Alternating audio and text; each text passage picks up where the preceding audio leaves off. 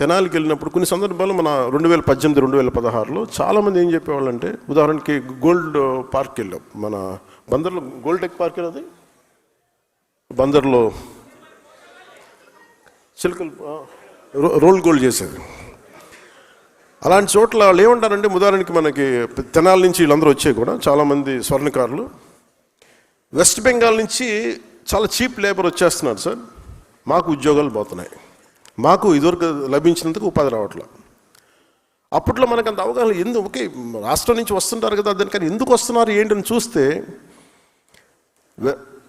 మనకి బంగ్లాదేశ్లో ఉండే వ్యక్తులందరినీ రోహింగ్యాల గొడవలప్పుడు అందరిని తరివేస్తే, బర్మాలో కావచ్చు, అంటే మన నేబరింగ్ కంట్రీస్లో ఇంపాక్ట్, అక్కడ ఒక గొడవ జరిగి అక్కడి నుంచి వచ్చే మైగ్రేషన్ ల్యాండ్ లాక్డ్ కాబట్టి వాళ్ళు రకరకాల ప్రాంతాలు స్థిరపడిపోయి, అది ఈవెన్ మన బందరు తెనాలికి కూడా వచ్చేసినాయి అవన్నీ.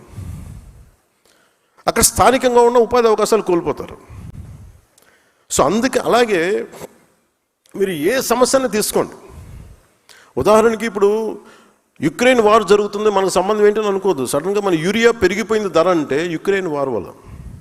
అంటే ఇది ఎందుకు చెప్తానంటే, సామాన్య ప్రజానీకానికి ఇది అవసరం లేదు, కానీ యాజ్ అ పొలిటికల్ లీడర్స్ మీకు అవగాహన ఉన్నదానికి, మీకు ఇది అవగాహన లేకపోతే అంతర్జాతీయ సమస్యల మీద, స్థానిక సమస్యల మీద మీరు బలంగా మాట్లాడాలి. ఎందుకు నేను ఇది మాట్లాడుతున్నాను, మేము ఇందుకోసం మాట్లాడుతున్నాను అని బలంగా చెప్పడానికి మీకు ఆ అవగాహన ఉంటుంది. అందుకు నేను చెప్తాను. అలాగే కల్చర్ మ్యాటర్స్, మన సిద్ధాంతాలు కూడా కల్చర్ గురించి ప్రత్యేకించి ఉంటుంది. భాషా యాసల్ని గౌరవించకపోతే, సంస్కృతిని గౌరవించకపోతే చాలా గొడవలు వచ్చేస్తాయి. ఒక్కొక్క 60-70 కిలోమీటర్లు మన ఉత్తరాంధ్రలో ఒక యాస ఉంటుంది, దాన్ని వెటకారం చేయడానికి కుదరదు. అది ఆ భాష యాస తాలూకు అందం అది. సో మిగతా జిల్లా వాళ్ళు అట్లాగే చూసుకుంటే, చిన్నప్పుడు నేను వినేవాడిని అవన్నీ. సో అందుకని ఈ భాషా సంస్కృతుల్ని కాపాడకపోతే, గౌరవించకపోతే చాలా సమస్యలు ఉత్పన్నమవుతాయి. సో ఇట్లాగే అన్నీ పెట్టుకునే దీనిని, ఇవన్నీ కలిస్తేనే భారతదేశం అనే దానికి బలంగా ఉండడానికి ఏమి చెయ్యాలి అన్న దాంతో పెట్టిన ఇవన్నీ ఈ సిద్ధాంతాలు.